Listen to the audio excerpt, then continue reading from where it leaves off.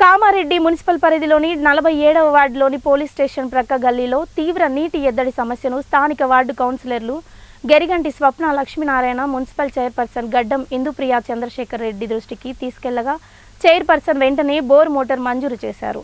అట్టి బోర్ మోటారును ఈ రోజు మున్సిపల్ చైర్పర్సన్ గడ్డం ఇందుప్రియ చంద్రశేఖర్ మరియు స్థానిక కౌన్సిలర్ గెరిగంటి స్వప్న లక్ష్మీనారాయణ చేతుల మీదుగా ప్రారంభించడం జరిగింది.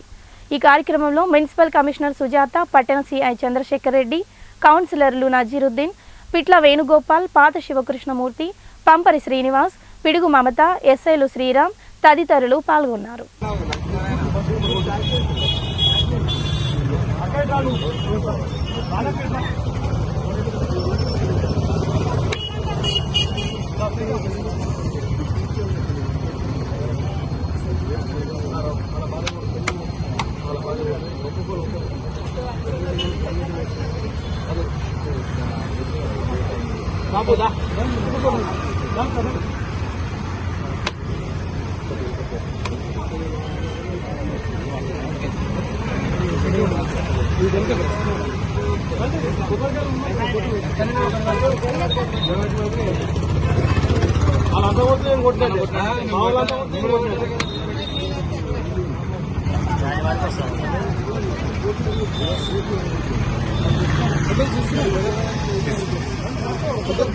సాజిద్ పిఏ ఉంటుంది ఆయన కంపెనీ